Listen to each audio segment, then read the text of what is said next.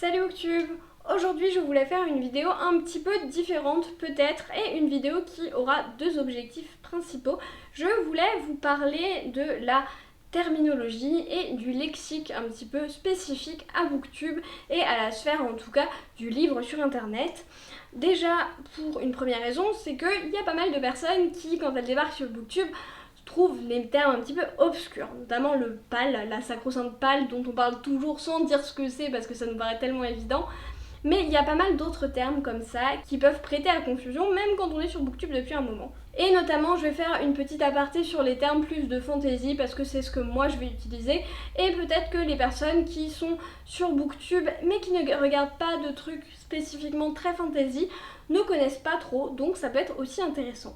Et la deuxième raison pour moi de faire cette vidéo, c'est que je voulais un petit peu comparer les terminologies anglophones et francophones puisque je suis depuis beaucoup plus longtemps finalement sur le Booktube anglophone et qu'il y a certains termes que je ne retrouve pas en français. Vous avez remarqué qu'il y a pas mal de fois où je donne des termes anglais puisque je trouve qu'il n'y a pas d'équivalent en français, ou alors les équivalents, enfin des traductions qu'on peut faire de traductions littérales mais qui n'ont pas la même connotation en fait et qui n'ont pas la même implication derrière.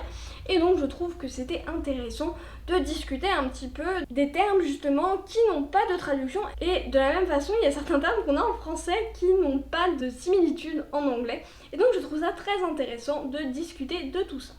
Je vais diviser cette vidéo en plusieurs parties en fonction de la thématique que je vais aborder dans la terminologie. Donc il y aura déjà le langage Booktube classique, ensuite il y aura un petit point sur les genres mais assez bref, je ferai une vidéo dédiée à différents genres, notamment la fantasy où j'ai envie de faire une vidéo dédiée au genre, et ensuite il y aura la dernière partie qui sera la terminologie fantasy. Et c'est dans cette partie-là notamment qu'il y aura beaucoup plus de terminologie anglophone qui n'a pas d'équivalent finalement en français. La première chose évidemment c'est de parler du mot Booktube puisque pour beaucoup de personnes encore c'est assez obscur, et donc Booktube c'est finalement la contraction de book et YouTube, donc c'est Booktube, la sphère livresque sur YouTube. On a les mêmes types de contractions avec Bookstagram, Book Instagram, Bookstagram, et BookTok par exemple, donc TikTok et Book, donc BookTok. Dans les vidéos Booktube, on a différents types de vidéos, avec pas mal de vidéos qui viennent directement de l'anglais et qui ne sont pas traduites finalement, et qu'on utilise aussi bien sur la sphère francophone qu'anglophone, avec notamment le Book Haul où les personnes vont présenter les derniers livres qu'elles ont reçus ou achetés. Donc c'est des livres qu'elles n'ont souvent pas lus et qu'elles présentent une fois qu'il y a eu l'achat. On peut avoir le bookshelf tour où une personne va montrer sa bibliothèque. On peut avoir les unboxings, donc là c'est des moments où on va ouvrir un colis plus spécifiquement avec des livres souvent. Où on a des swaps où on s'échange un colis avec un autre booktubeur, booktubeuse. Chacun s'envoie un colis et on déballe ça. C'est un peu un unboxing mais pour un colis envoyé par une autre personne sur Booktube. Ensuite, on a les tags où il faut répondre à des questions sur l'univers du livre. C'est souvent une vidéo qui a été créée par une personne et qui est reprise par plusieurs autres personnes, mais comme les tags sur tous les réseaux sociaux.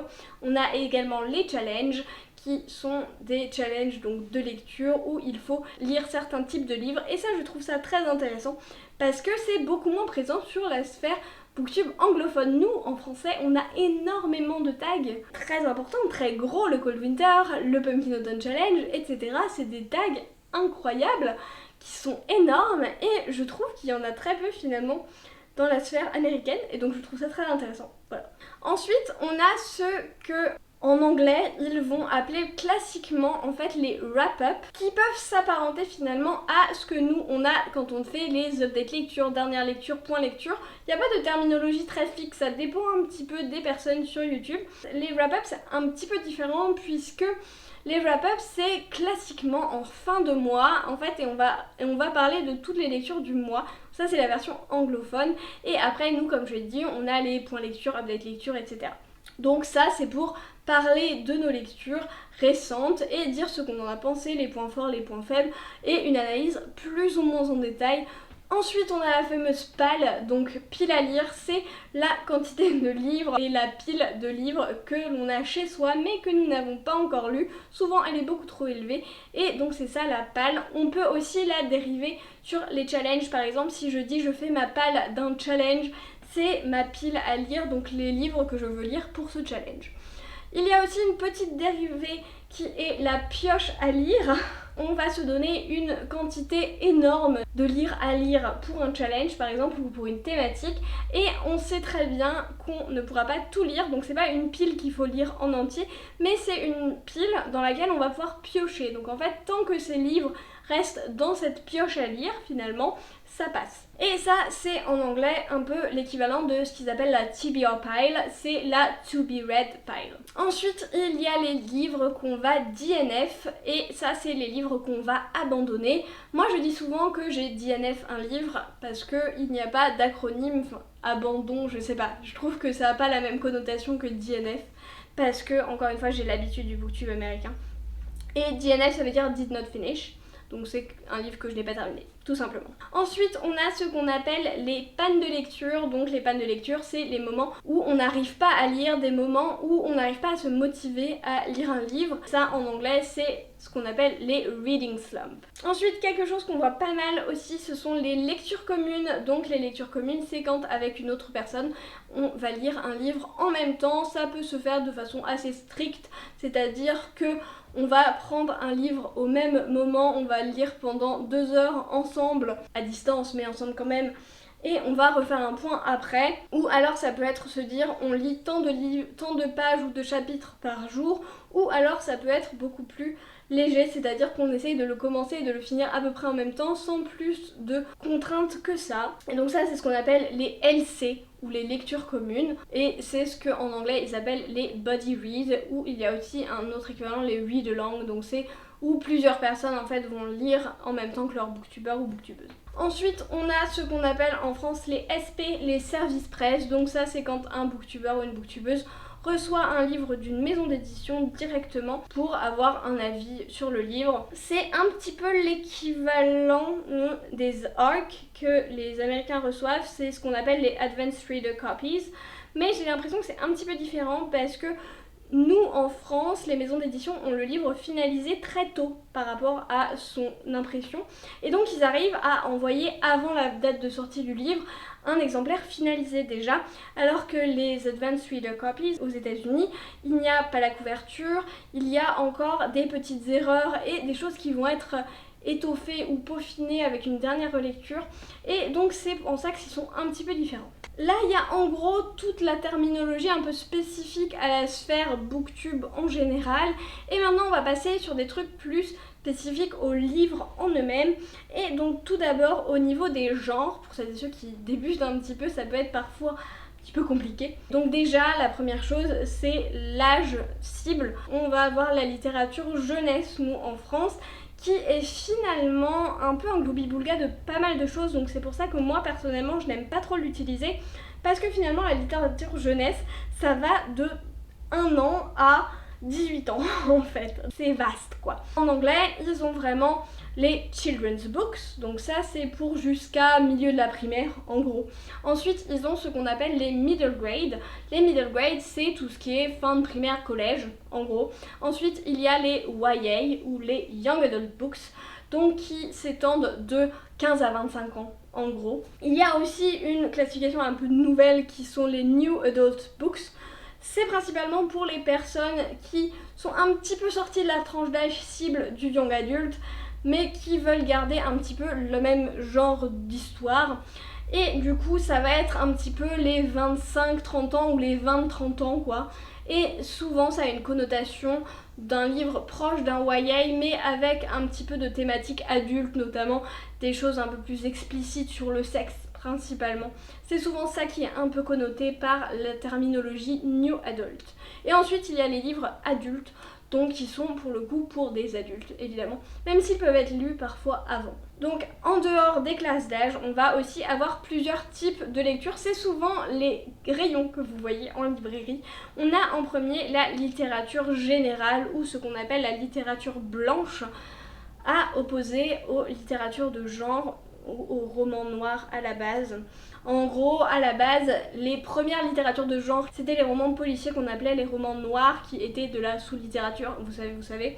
Et du coup, par opposition, on a appelé la littérature générale la littérature blanche. Superposable à ce qu'ils appellent aux États-Unis la literary fiction, donc la fiction littéraire. Ensuite, donc comme je l'ai dit, on attaque la littérature de genre, et donc la littérature de genre, ça va être tout ce qui va être policier, thriller.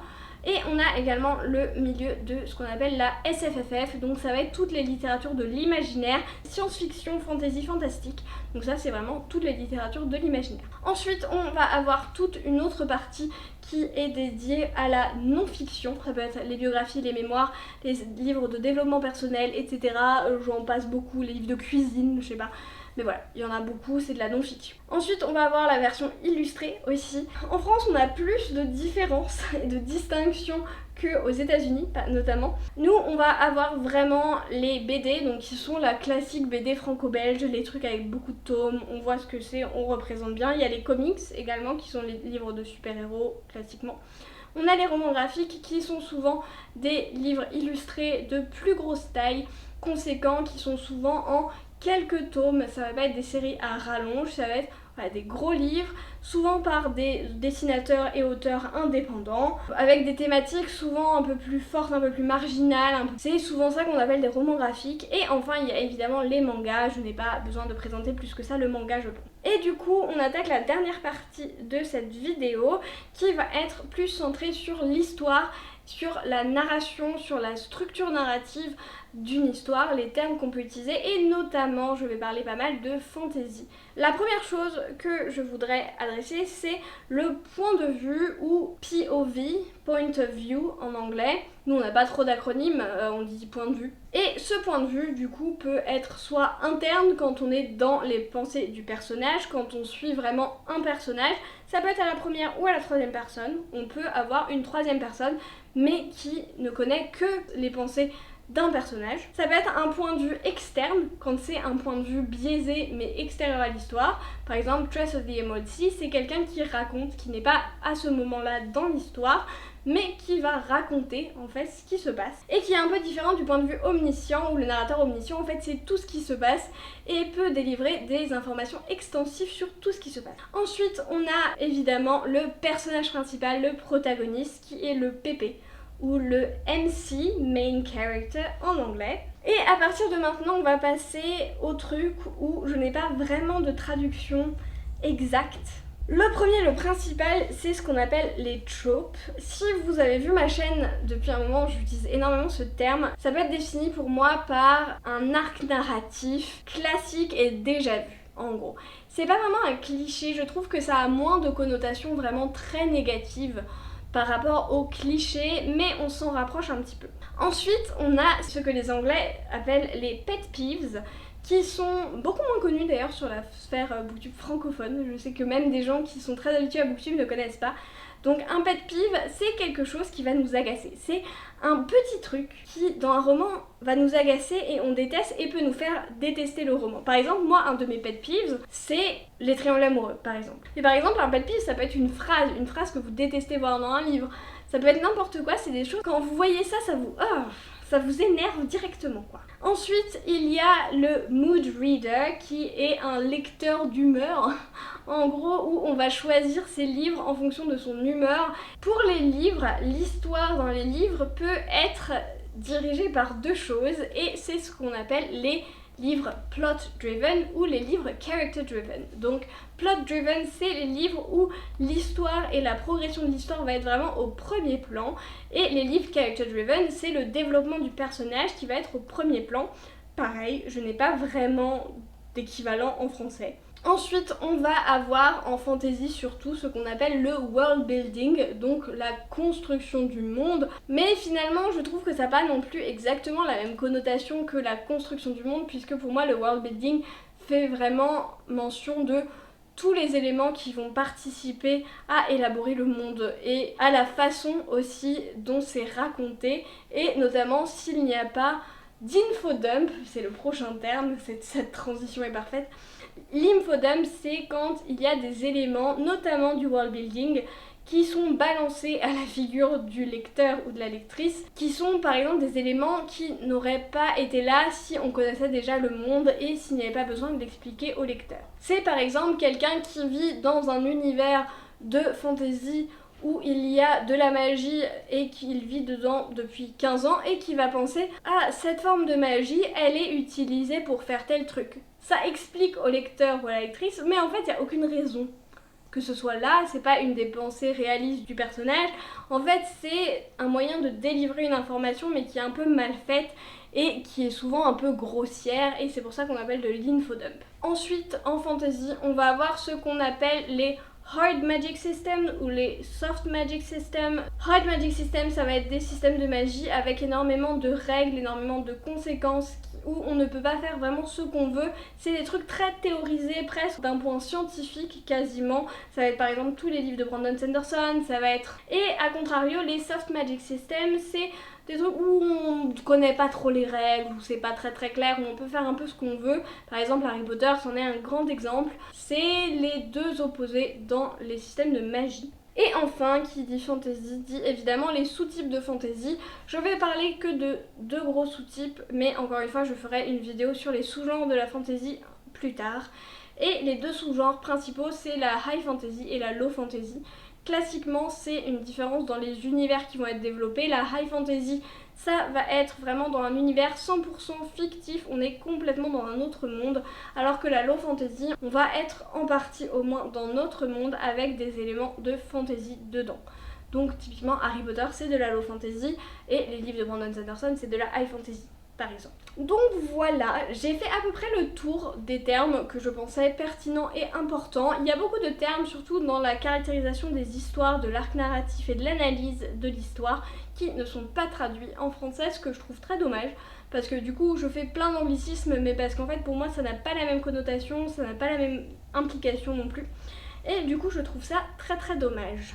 Dites-moi si vous avez d'autres termes qui paraissent bizarres ou qui paraissent improbable, que vous n'avez pas vu de traduction pour certains termes. Proposez, pourquoi pas, des traductions pour certains termes qui pourraient rentrer dans les usages, et n'hésitez pas à utiliser des termes français qui pourraient encore une fois rentrer dans les usages, parce que si on ne s'habitue pas à les utiliser, on ne les utilisera jamais, et ce serait pas mal, pourquoi pas, de le faire. Donc n'hésitez pas à me dire ce que vous avez pensé de cette vidéo dans les commentaires, n'hésitez pas à mettre un like sur la vidéo, à vous abonner, etc. Et en attendant, on arrête tous de procrastiner, on va prendre un livre et moi je vous dis à la prochaine.